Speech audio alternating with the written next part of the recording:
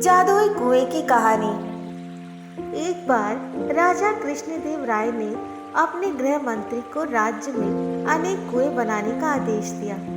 गर्मियां पास आ रही थी, इसलिए राजा चाहते थे कि कुएं शीघ्र तैयार हो जाए ताकि लोगों को गर्मियों में थोड़ी राहत मिल सके। गृह मंत्री ने इस कार्य के लिए शाही कोष से बहुत सारा धन लिया। शीघ्र ही राजा के आदेश अनुसार नगर में अनेक कुएं तैयार हो गए। इसके बाद एक दिन राजा ने नगर भ्रमण किया और कुछ कुएं का स्वयं निरीक्षण किया। अपने आदेश को पूरा होते देख वह संतुष्ट हो गए। गर्मियों में एक दिन नगर के बाहर से कुछ गांव वाले तेनालीराम के पास पहुंचे।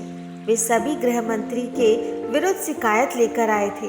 तेनालीराम ने उनकी शिकायत सुनी और उन्हें न्याय प्राप्त करने का रास्ता बताया। तेनालीराम अगले दिन राजा से मिले और बोले, महाराज, मुझे विजयनगर में कुछ चोरों के होने की सूचना मिली है। वे हमारे कुएं चुरा रहे हैं। इस पर राजा बोले, क्या बात करते हो तेनाली? कोई चोर कुएं को कैसे चुरा सकता है? महाराज, ये बात आश्चर्यजनक जरूर है, परंतु सत्य है। वे चोर अब तक कई कुएं चुरा चुके हैं। तेनालीराम ने बहुत ही भोलेपन से कहा।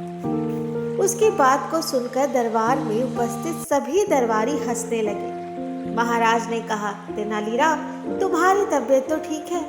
आज कैसी बहकी बहकी बातें कर रहे हो? तुम्हारी बातों पर कोई भी व्यक्ति विश्वास नहीं कर सकता। महाराज, मैं जानता हूँ कि आप मेरी बात पर विश्वास नहीं करेंगे, इसलिए मैं कुछ गांव वालों को साथ साथ लाया हूँ। वे सभी बाहर खड़े हैं। यदि आपको मुझ पर विश्वास नहीं तो आप उन्हें दरबार में बुलाकर पूछ लीजिए। वह आपको सारी बात विस्तार पूर्वक बता देंगे। राजा ने बाहर खड़े गांव वालों को दरबार में बुलवाया। एक गांव वाला बोला, महाराज, गृह मंत्री द्वारा बनाए गए सभी कुएं समाप्त हो गए। आप स्वयं देख सकते हैं। राजा ने उनकी बात मान ली और गृह मंत्री तेनालीराम और कुछ दरबारियों तथा गांव वालों के साथ कुएं का निरीक्षण करने के लिए चल दिए। पूरे नगर का निरीक्षण करने के पश्चात उन्होंने पाया कि राजधानी के आसपास के अन्य स्थानों पर गांव में कोई कुआं नहीं। राजा को ये बात पता लगते देख गृह मंत्री घबरा गया। वास्तव में उसने कुछ कुओं को ही बनवाने का आदेश दिया था। बचा हुआ धन उसने अपनी सुख सुविधाओं के लिए व्यक्त कर दिया। अब राजा भी तेनालीराम की बातों का अर्थ समझ चुके थे। वे गृह मंत्री पर क्रोधित होने लगे। तभी तेनालीराम बीच में बोल पड़ा, महाराज, इसमें इनका कोई दोष नहीं। वास्तव में वे जादुई कुएं थे जो बनने के कुछ दिन बाद ही हवा में समाप्त हो गए। अपनी बात समाप्त कर तेनालीराम गृह मंत्री की ओर देखने लगे। गृह मंत्री ने अपना सिर शर्म से झुका लिया।